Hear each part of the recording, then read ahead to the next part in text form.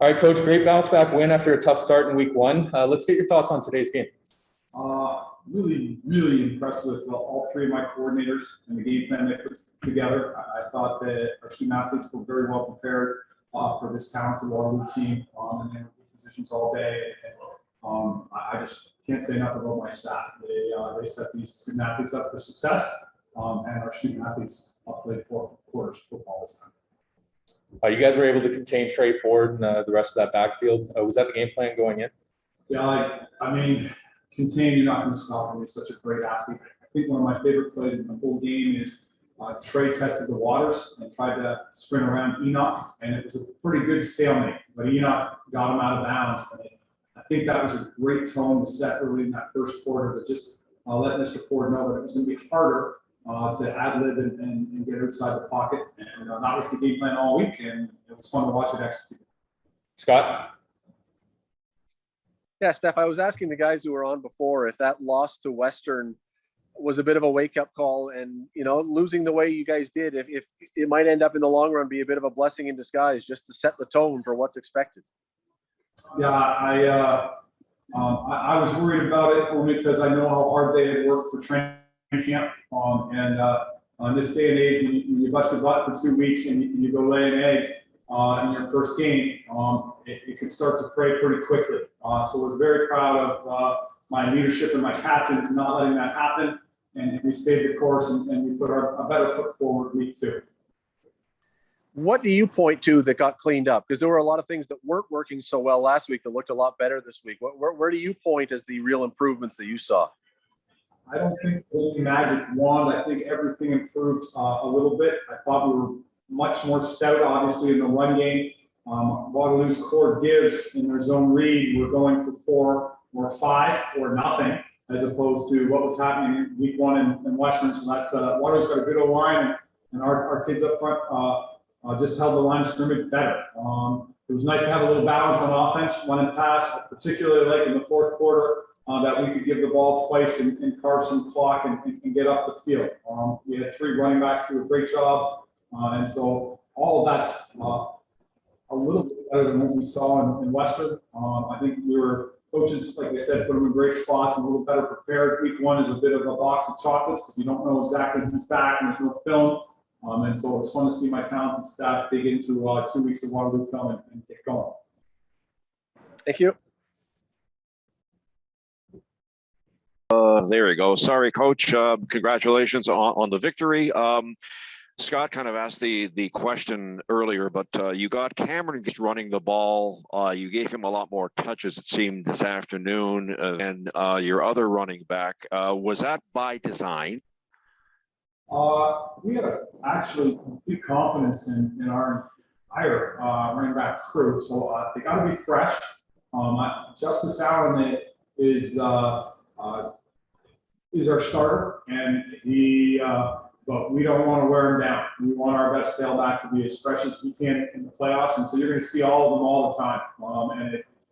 There's a bit of a field process there. There's a bit of each of them brings unique things to the table, so there's certain assignments that lends itself to having any one of them out there. I thought Danny Boston, who's a very good route runner, one of our very first plays of the game, he was wide open on a corner, and it might be one of the few that Dre missed, but. I love having all 3 because, like I said, they all bring unique things to the table.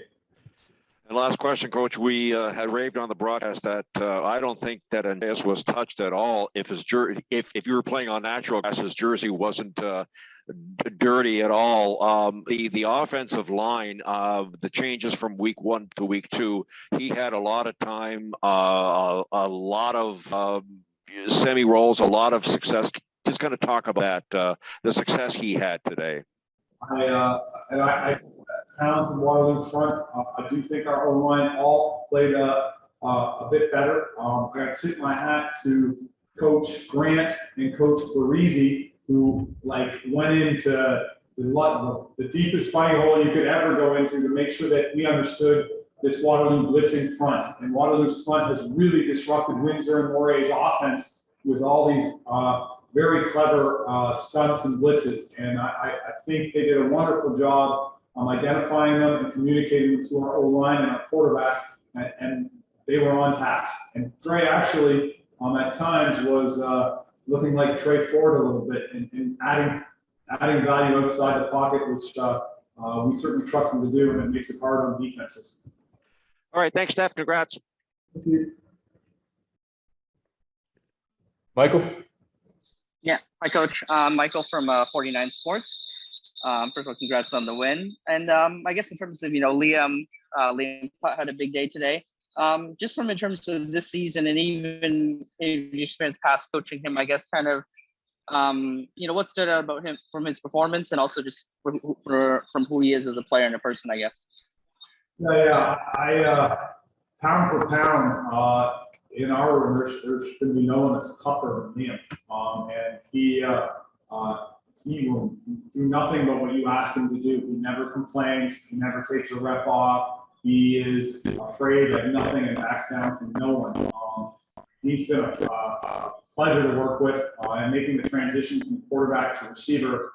I can't say that it was great coaching. He just put on a different color jersey and was instantly one of our better receivers on the field. And so he's as athletic as they come. And he's going to have a great year. He's a big piece for us, and he blocks and works hard and catches and runs people over. I can't wait to see where we get to with him. No, and I guess in terms of just one follow-up, and I asked Andres this as well, I guess, since he mentioned it. How does this kind of experience as a quarterback really help him as a receiver? It means he knows when to accelerate out of a break. He knows when to actually loaf out of a break and sit down. His awareness of what's going on all around him and what his teammates are running and how he can get them open when he needs to. Those are all things that take a long time to teach a new receiver. And those are all things that he is already got embedded into his DNA, and he just does naturally. And so again, it's been not much of a coaching burden to have him change over to receiver. He gets those things innately and just does them out of habit. All right, Coach, I know you got to run. Last question. First home Coach. days in front of the Marauder fan base. What did that mean to your team and to you guys to see that again? I think our student athletes were bouncing off the walls, and it was as positive an experience as we've had through this 2 years of times in this world. And it is a reminder of a time that we have missed dearly, and it's slowly coming back. And so a Saturday afternoon on Joyce Field is about as happy a place as you can have on planet Earth if you're a Marauder football player, and we got one of those today. So that one, didn't realize how much you miss it until you get it. So it means more than you can imagine. Awesome. All right, thanks, Coach. Appreciate your time. Thank you. Thanks, everyone.